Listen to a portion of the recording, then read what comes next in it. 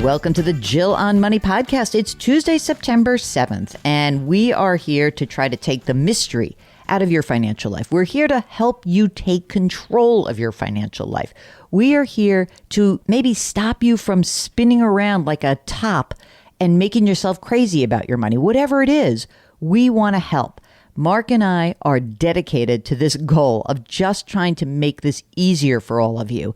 We really want to think that most people have a very rational approach to money, but those human emotions, they get in the way. Help yourself by just contacting us. Ask Jill at jillonmoney.com. Click the contact button on the jillonmoney.com website. That's what Andrew did. Andrew's on the line from Atlanta. Hey, Andrew, how can we help you out? Hi, Jill. Thanks. So I had some questions about whether it makes sense to invest emergency funds in a low-risk investment option like a bond index fund or something like that. And also, on top of that and related, is funds that are not necessarily emergency funds, but funds that might be for an mysterious anticipated purchase in the future, like a home improvement project or a car or something like that. Yeah, almost like an intermediate term need. I don't need it this minute. I don't need it in a year, but I need it probably in the next few years. So some money there. So tell me a little bit about yourself. Sure. I'm married, 41. My wife is 38. We have two boys, 8 and 3. I make about $300,000 a year. My wife is a teacher, but she's been staying home with the kids for the last several years. We can save right now about $6,000 to $6,500 a month in various instruments. Well, that's kind of a new development. We're playing catch up a little bit on our retirement funds. We finally kind of got to the point where we've paid off all our debt and we've bought our house, and we're just kind of rolling in money now that we have some excess that we can spend elsewhere. Excellent. That sounds great. What kind of retirement plan is offered to you through your work? Yeah, so we have we offer a 401k, the traditional Roth. The Roth was newly added last year, so I switched over to that. Great. And I maxed that out. So great. Perfect. That does not include, like when I say $6,500, that includes after I put money in the 401k. Oh, great. That's awesome. Those two boys that are budding scholars that are heading to Georgia Tech and Emory, are we saving money for college for them? Yeah. So basically what I do there is I essentially max out the tax benefit for Georgia. Mm-hmm. So it ends up being about $350 per month per child. When you said $6,000 a month, was that was after you put money into retirement? Is it also after the 529 plan contribution? Correct. Okay. Wow, you are rolling in it, brother. Okay, so let's talk about your emergency reserve fund. What do you have right now in there? Well, we have about $80,000 in just the savings account, but I would say of that, 50 is probably what I would consider the emergency fund. Okay.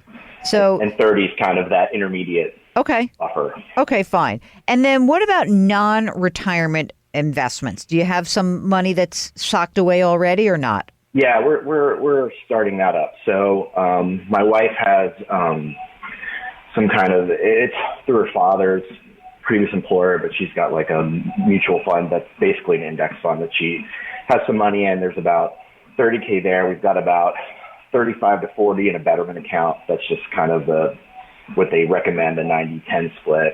So we have 65 that's in non-tax deferred kind of assets. Okay. But that's really going to be the repository for the $6,000 a month because, obviously if you're maxing out retirement, there's only so much you can do.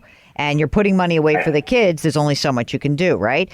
So when you think about your wife's mutual funds and the betterment account, let's just think of that as like sort of two umbrellas, but it's really the same thing, which is non-retirement savings. So your first question was, what do I think about you putting some of the emergency reserve fund to work in some way? I would say skip it. The risk is not worth it. Then I would take the surplus that you have, that extra 30. I'd add it to the betterment account, but I might label these two accounts differently. Instead of being, you can do one of two things. You can say, I'm going to have a 90-10 split with my most aggressive money, or you might say, I'm just going to dial the risk back and say, I'm going to be 70-30 in this account because some of this money I might need to tap into in the next 3 to 5 years.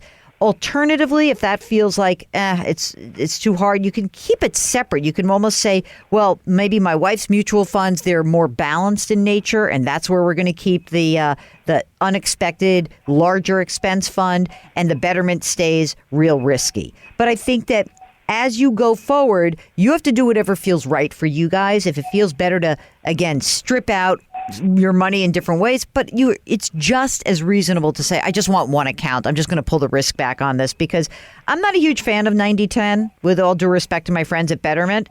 I just think that that's more risk than anybody needs to take, and it's unnecessary. You're going to be a great saver. You are going to play some catch up. But you know what? If you're adding $70,000 a year into non-retirement investments and you're maxing out your retirement account, you're going to get there fast. And there's no reason that you need to take on 90% risk assets in that scenario. You're gonna make up for being a little bit behind as you perceive it, simply because you're saving so much money. Okay. Make sense? Okay. Yeah, that makes sense. All right. And if necessary, once the kids get older, force your wife back into work and you'll have that nice pension income. So that'll be good too. Yeah, that's the plan. I don't know if she's on board with that plan. I like that it's your plan, though. That's good. Perfect. Okay, if you've got a question about emergency funds and maybe you're thinking about what you want to do with that excess money, we'd love to hear from you. The email, askjill@jillonmoney.com, askjill@jillonmoney.com. We are always grateful to get those notes. And if you're on the website because you're signing up for the free weekly newsletter or you're buying my book, The Dumb Things Smart People Do With Their Money. If you're doing any of those things and you're poking around the website, just click the contact button. We will get your email. Once again, let us remind you to lift someone up today. Grit, growth, grace, a little gratitude would help out a lot. Thanks for listening. We'll talk to you tomorrow.